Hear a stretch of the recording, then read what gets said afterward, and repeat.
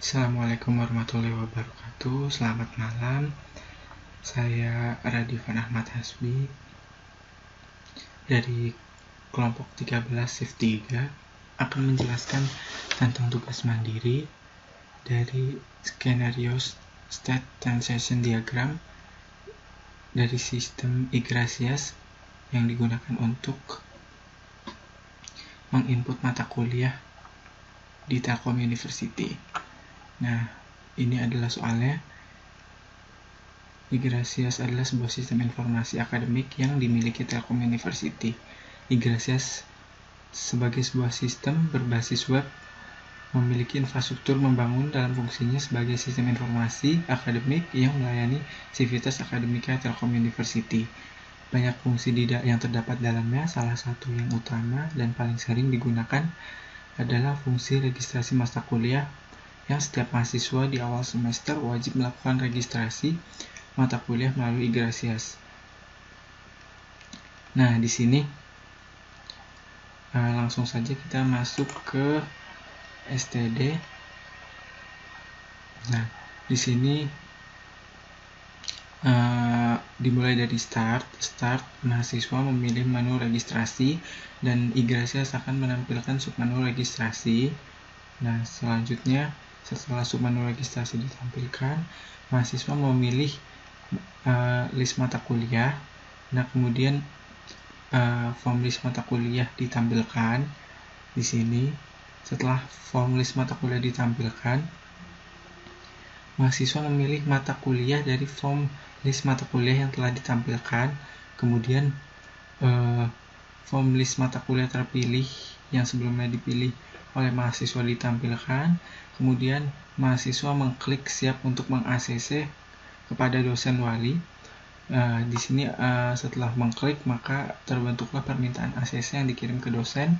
Nah, kemudian dosen meng-ACC mata kuliah yang telah diminta dari mahasiswa. Kemudian akan setelah di-ACC oleh dosen, mata kuliah akan tampil dalam bentuk KSM. Nah, setelah file KSM dapat ditampilkan di Yggdrasil setelah melalui proses ACC oleh dosen wali dan setelah masa tunggu dari mahasiswa sendiri, mahasiswa wajib untuk melakukan cetak KSM. Nah, setelah melakukan cetak KSM, maka proses registrasi mata kuliah di Telkom University selesai. Nah, sekian penjelasan dari STD saya. Selanjutnya akan dijelaskan oleh teman saya. Ya, assalamualaikum warahmatullahi wabarakatuh. Saya akan meneruskan penjelasan tentang deployment diagram di sini. Nah, di sini deployment diagram tentang registrasi mahasiswa. Nah, di sini memakai two tier, di mana di sini dimulai dari presentation tier, business logic, lalu ke data tier. Nah, di presentation tier ini dimana si usernya itu dapat melihat informasi apa yang seharusnya dia dapat. Nah, di sini dalam presentation ini si user dapat melihat dari browser si mahasiswa maupun si dosennya. Nah, dari si mahasiswa ini misalkan dia menginputkan mata kuliah, lalu dia diteruskan ke yang web server, di mana web server ini yang mengolah data dari si apa yang diinputkan pada presentation tier. Nah, jadi kalau misalkan di sini memakai aplikasi Yggdrasil, nah kalau misalkan si usernya itu membuka Yggdrasil, maka di browsernya ini akan tampil halaman web Yggdrasil. Lalu kalau misalkan mahasiswanya menginputkan sesuatu seperti telah menginput mata kuliah, maka dia akan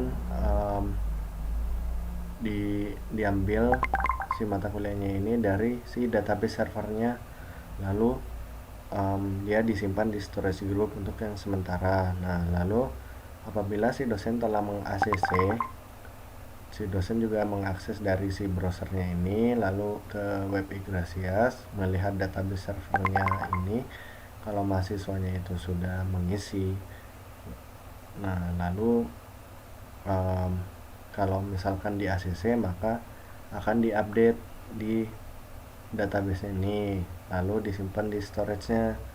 Nah, si mahasiswanya ini juga bisa membuka kembali web Yggdrasil-nya lalu melihat si statusnya dari si browsernya ini. Mungkin sekian penjelasan dari kelompok 13, kurang lebihnya mohon maaf. Assalamualaikum warahmatullahi wabarakatuh.